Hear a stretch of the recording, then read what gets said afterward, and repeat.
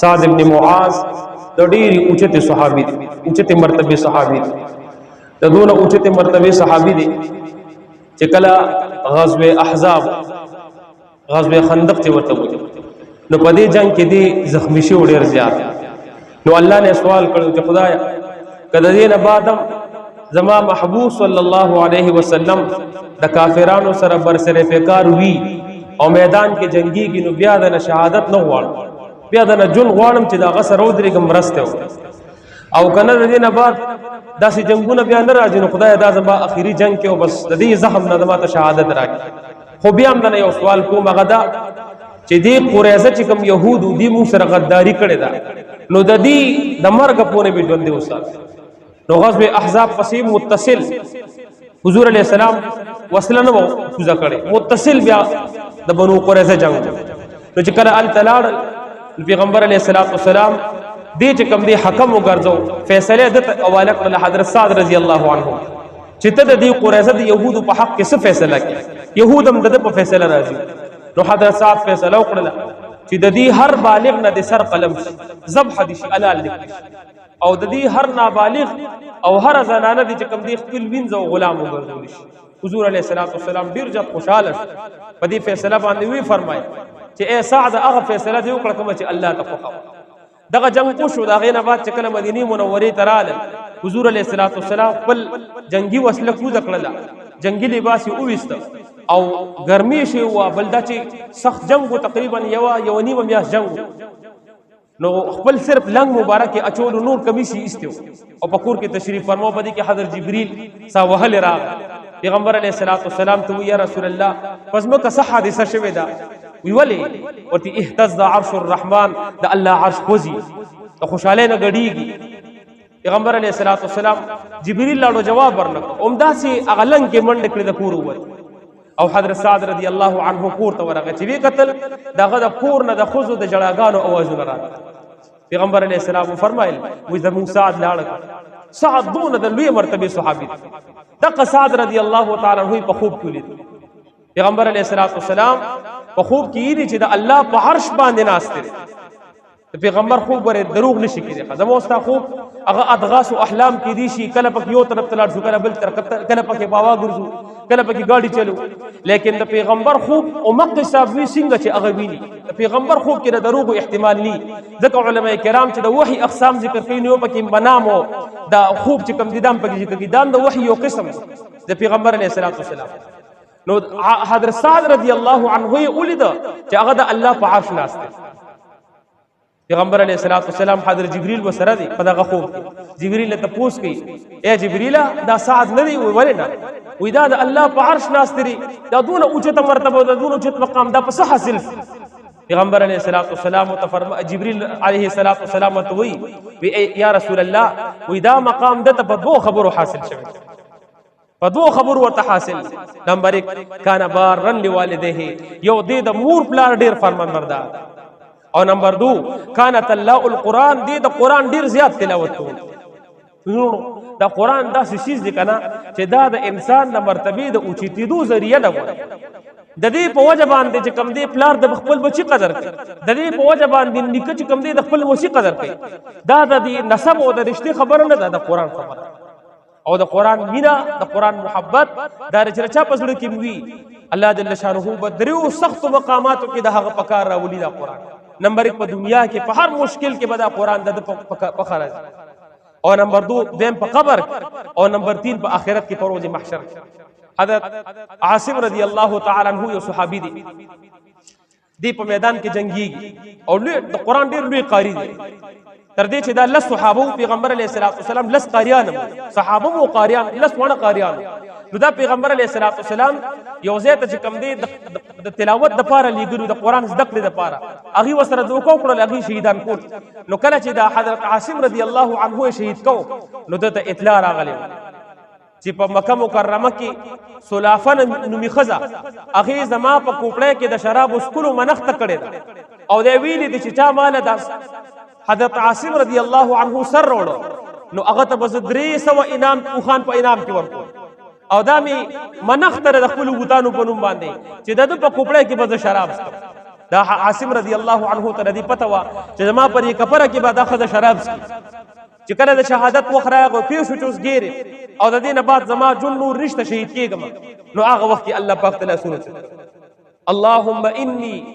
احمی لك اليوم دینك وقرآنك خدای ترنن پوری مستاد قرآن او ستر دین حفاظت کړي ار چاته لاندې شوی هنن ګیره فحملی لحمی ورأسی یا الله نن در خپل سر حفاظت وکړه اوس پورې چې ژوند دی او موروغم یا الله ستاد قرآن او ستر دین حفاظت وکړو اوس نه خدای اوس په زما د سر حفاظت وکړي شهید شو کافران د لاش په سرال د لاش سر قلم یو وړي الله جل شانه غیرتی دی چې څوک د الله په کتاب غیرت وکي الله به هغه غیرت نه کوي داغه نه الله نه څوک لوی غیرت شته الله جل شانه د دمبر او د مچو یو ډیر لوی جماعت او یو ډیر لوی لخر رولې او هغه ټول د لاش نګیر چا پیره تابېږي لاش ته څوک نږدې نشي ورته کافرانو منصوبه جوړ کړل چې شپې به دا ډمبر یو سیټ تکینی او موږ به دقه حملو کو سربت قلم الله جل شانه دنور پر وتونه بعد فورا یو طوفان او یو سیلاب رولېګ او داسې هوا او داسې باران وشو چې د حضرت عاصم رضی الله عنه لاش لوک او اسپته بکونه لګي الله جل شانه د دې قران د برکت داسې حفاظت او نو دیم نمبر په عذاب قبر کې موږ زم پکار راځي د قبر د سخت تنهایی کې موږ پکار راځي د قبر سختی او د قبر عذاب او د قبر وحشت ناقابل بیان حضور علیہ الصلوۃ والسلام فرمای وې دا سخت د قبر د عذاب کچری ما الله تسوال او چې یا الله زما امت ته د قبر عذاب وخیا نو تاسو به یری نه بیا خپل مړیم نه خخه دون سخت د قبر عذاب او دغه تنهایی کې رونو دا قران دې زموږ پکار راځي دا عبدالروف سکروی صاحب رحمت الله علیه دامت برکاتهم ژوندې دي د دارالعلوم کراچي ډېر لوی مفتی دي نو هغه یو واقعه لیکلې ده وې د بغداد یو لوار او هغه لوار له یو کباړي میخونه راوړل هغه میخونه هغه چې کم دی په اور کې واچولو هغه لوار ټکول لا ټکول خو نه کېدل او نه هغه ماتېدل عجیب میخونه سوره دې په خواري مهنت وکړه سندان او پسروړو خو اس باندې نه کولا نور لوارانو ته مخول د اچ عمل په ساسرو نه اخر کې تجویز یې کې دار هغه چیرې د خپل کباړي له یو سم دا چانه می چغشتي غنه ته پوسو کو چې دا رسب بلا راوړي پدې خو یو اور چې کم دی یو شټک پدې باندې اثر نه د دې غټي غټي اوس پنې مونږ نه غکړي سي د کړي دی دا نکی اخر دا چې کباړي تلاش کباړي او النبي او چې د مجبوره کو هغه وترازوي ويرا زی وزل چې کم دی په قبرستان را تیرې دم مقبره نو ورته کړه بغداد پدې قبرستان را تیرې دم وې دا قبرستان باندې سیلاب راغلو نو څه قبرونه پکې داسې جغناس نو پای کې یو قبر داسې چې هغه کې مړ ښکارې ده وې هغه مړ په عذاب او عذاب صورت ده چې په هغه کې میخونه ټک وهلی شي دا هغه مړ په جسد کې په جسم کې میخونه ټک وهلی شي امام بیچاره دا تکلیف ډېر زیات دی دا میخونه تیو بس ایما هغه میخونه تیستل خو دا غنه نه وته نیما سره ورکوټ شان فلکو وې هغه مې د دې کفاره لرو بغو نو کفاره په من 10 رن یو سو میخونه تی وغورځیدل وې دا هغه میخونه قبر عذاب دون سخت رونو چې په هغه میخونو غره د دنیا اورم بیا اثر نه دا قاری طیب صاحب رحمت الله علیه د دارالعلوم دیوبند مهتمم دي دا خطبات حکیم الاسلام هغه کې عجیب ناشنا واقعا لیکل دي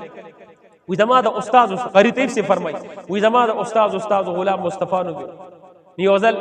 هغه مو ته قصه کوله چې د دارالعلوم دیوبند با سالانه چټیانو شي د رمضان نیمون کلی ته لاړو زمون کلی د گنگا دریا سره خوا کې نږدې دالته کې واقع و چې کله لاړو نو گنگا دریا په دې باندې سیلاب راغلو نو خوا کې وسره مقبره ده هغه مقبره ورغلی هغه ډیره ورانه کړي مکمل قبرونه وران کړو دي او څه قبرونه داسې چې هغه مورانو نیم جوړ او هغه مقبره سره مخامخ چې کم دي د دوبیانو بازار او دوبیان پکې اوسېدل یو قبر پکې دا سوچ زلاړم دا غینه خلک راته دا غلام مصطفی صاحب رحمت الله علیه دا واقعا ذکر وي چې زورلم ني هغه قبر کې عمرې پروت دي او پرې پوزه باندې وته چنجي ناشته او هغه چنجي هغه ټک ور کوي او هغه ټک زړ او بیا ټک ور کوي نو هغه ټک تور یو عجیب کیفیت ته خلکم وحشت اغشتي خو یو قمقل شان دوبي بکیو ناغه یو کان راواغشت هغه چنجي پیسته هغه چنجي دا سره اخبار شاته دا سره کو نه یو ځکل او دا ټوپی وو وی مونږ ته چې څه شو قتل دا دوبي په سر باندې وی هغه په دغه سر باندې وخړو او دا شرمباړي والی او چغي والی وی زما په هر رک اور بلی د قران زور الله ډیر زور الله دې قران ته ورکړي خو مونږ ته پته نه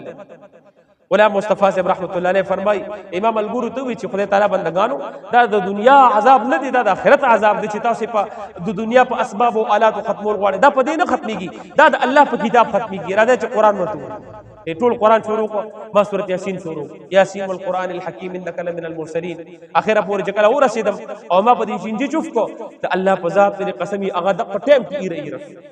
دون الوی قوت او دون الوی زور الله په قران کې. نو قران دقه ته پکار راځي، حدیث پاک کې راځي ستا سر ته بدا قران ولاړ الله دې می اورز د اورز می نه دې پرېخي پاره دې می د شپې خوب ته نه دې پرېخي، نن بده آرام کوي زبد د حفاظت او بیا نکیر منکر ته بیا درخواست کوي چې سوال جواب د حق ته وکا، خود سره په سوال جواب کې سختی نه کې. او دا عجیب خبره چې کله هغه سوال کوي مر ربک، دا قران ورته وی جواب ورکشابه ربي الله، دا به دستا به بیا جواب تا ته چې کوم دی دا غي جواب بیا نو دا دونه بهترین وفادار دوست کنا چې دغه سخت تنهایی کې چې نه دی بچی په کار راځي، نه دی مال په کار راځي، نه دی اولاد په کار راځي، څوک به په کار راځي، دا قران به په کار راځي. او بیا د قبر نه بعد د روز محشر هغه سخت زندگی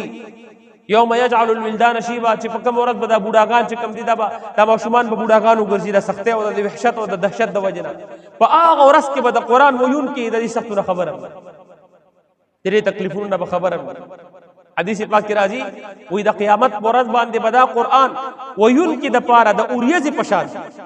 دا اوریز به د سره ګرځي، دا به اوریز نه دا به قران، دا به د حفاظت کوي، دی به د تپش نه د حرارت نه د تو نه د تکلیف نه به دی محفوظ سره. او بل روایت کې راځي وې دا قران به د داسې شفاعت او داسې دغه کې حفاظت کوي لکه څنګه چې چرګ د خپل بچو حفاظت کوي. چرګ نه دا په خپل بچو باندې نه پاسه کیږي کنه، د وزر لاندې کې د ګرمۍ یخنۍ نه ساتي، دغه رنګ د مارغانو پرغانو نه ساتي، دغه رنګ به د قران د قیامت پر ورځ باندې قاری د هر قسم د عذاب نه حفاظت کوي. او بیا ورونو قران خو ډیر عظیم شان کتاب دی او په دې کې بعضی سورتونه داسې دي چې هغه ډیر نیازبین سورتونه علماء کرام لیکي وی دا تبارک الذی دی وی د دې مثال داسې دی وی لکه نیازبین ماشوم، نیازبین بچی نه وي هغه چې کله یو ځل شروع کی کنه نو بیا په مور او پلار باندې تر هغه وخت پورې هغه خبره کوي تر سوچ په مور او پلار خبره ملي نیازبین وی کنه مور او پلار خبره نه ګورځي، هر قسم مشکل چی هر قسم ګران چی وی امور او پلار ولا غسیس پیدا کوي. نو وی دری تبارک الذی مثال لدی وی دغه نیازبین بچی د قیامت ورځ بدقه تبارک الذی صورت د ویون کی په حق کی سفارش کی چې خدایا ته قادر مطلق ته اختیارمند ته اقدار لا يسأل عما يفعل وهم يسألون، تا نسو تپوس نشي کوله چې تاسو کې کول شي ته جهنم ته غورځي یا الله سه اختیار دی وګوره بیا به ما د خپل کتاب وباس یا ما د خپل کتاب لري الله جل شانه ته بشفاعت. نورو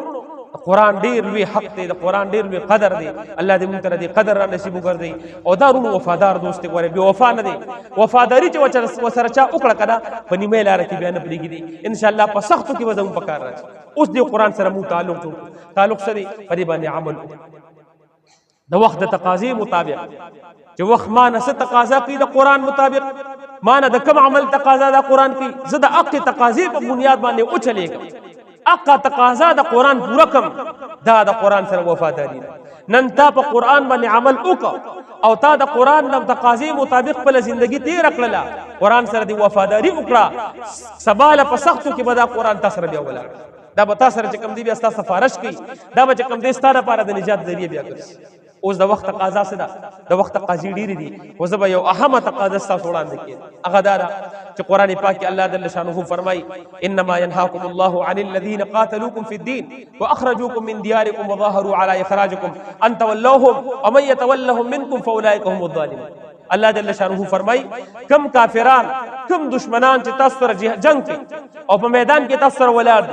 او دغه رنګي اغي تاسو د خپل وطن نشړي، تاسو ورونه د خپل وطن نشړي، اغي سره وقتن تعلقات نسار،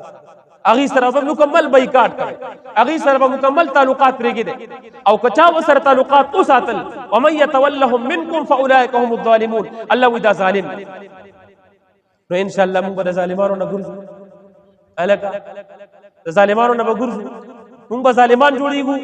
نه چې ظالمان ونه جوړیږو. لہذا کم دشمنان او کم اعداء الله د الله د دین دشمنان چې د مسلمانانو سره جنگيږي په میدان کې وسره ولاړ دي ظلم کوي په مسلمانانو باندې، اغي سره به موږ خپل تعلقات پرېږدي. دا تعلقات خپل حد دی، بیا د ارچا خپل وسط کنا چا سره د ټوپک او د وسلې اختیار دی هغه د هغې مکلف دی، هغه به هغه میدان کې ودرېږي، اوس که نه ودرېږي بس هغه پیش او خدای پیش. لکه نن سبا خو زه تاسو ته یو خبر وکړم، د خالد سیف الله رحماني صاحب دامت برکاتهم د دارالعلوم دیوبند ډېر لوی استاد دی، هغه هم دا خبره لیکلې ده چې نن سبا په عوامو باندې جهاد نشته. د هغې وجه دا ده چې نن سبا د بټنې جنګ دی او یو ملک کې کېن او بل ملک اوله. نن سبا داسې جنګ دی، د میدان جنګ نه دی چې زه به میدان ته وروځم او ورته ټوپک پرالم. نن سبا دغه جنګ. نو په دې جنګ کې ما سره هغه وسله پکار ده کوم چې د دې جنګ سره مناسبه ده او هغه جرنیلانو سره او لیډرانو سره او دې فوجانو سره شته دي. د هر ملک چې دی، هر اسلامی ریاست چې کوم جرنیل دی هغه نن سبا د جهاد مکلف دی، په هغه جهاد فرض عین دی. ولې هغه ته زما د 100 روپو نه 80 روپۍ هغه ته زما د قوم ترخه په هغه باندې خوړل کېږي، زما د ملک مراعات هغه استعمالوي، هغه د دې مکلف دی چې د دې مسلمان انتقام او د دې مسلمان مظلوم انتقام واخلي. کني علي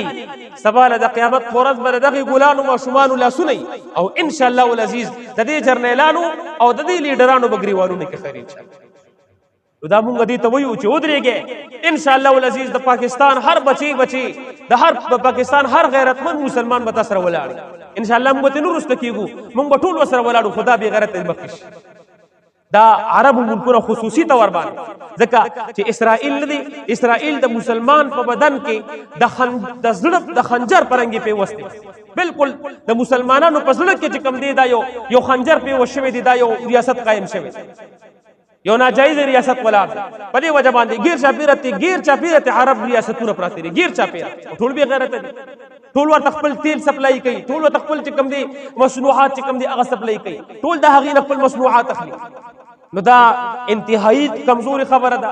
انتهایی د بې غیرتۍ مظاهره ده. په دې وجه باندې مونږ د دې نه مطالبه کوو چې دې ټول دې ودرېږي، مونږ به سره ان شاء الله العزیز ولاړ. او دویمه خبره چې کومه زمونږ په اختیار کې، زمونږ په اختیار کې خو دغه نه ده چلو، دغه زمونږ بالا شوله. وګورئ مونږ هم داسې په ارامه نه کینو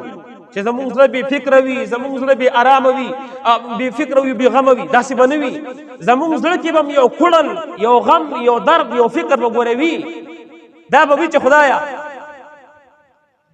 انتقام دې تا غشتی شي، د دنیا هره دروازه ورته بنده ده، یا الله ته ورته خپلې دروازې دعا به ورته ان شاء الله کوو په پښمني کې، په دعا په روژماتي کې، کوم ټایم هم چې لاسونه اوچتو ان شاء الله العزیز دعاګانې به. نو اوله زمونږ فریضه دغه ده چې دې ته به دعاګانې کوو. او دویم چې کوم مصنوعات د دې اسرائیلو دي نو ان شاء الله العزیز د دې نه به بویکاټ. د اسرائیلو یو قسم مصنوعات باندې استعمالو، یو قسم مصنوعات ان شاء الله نالو، که د هغې لک صابون دی، کډو صابون دی، که پیپسي ده، که کوکا کولا ده، دغه رنګې که سیون اپ. بعضې خلک په دې څه کېږي، په دې ستاسې نه کېږي، په دې چې د هغې کوم تاوان کېږي د هغې تا ته پته نه لګي، د هغې په اسم نه کېږي. تا خو یو خپل غیرت وخو که نه یار، ستا پلار سره څوک جنګ کوي،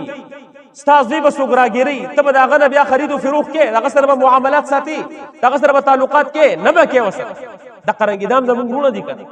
په فلسطین کې چې کوم عرب مسلمانان، دا زمونږ وروڼه دي، دا زمونږ وینه ده، دا زمونږ د کلمې وروڼه دي. ان شاء الله العزیز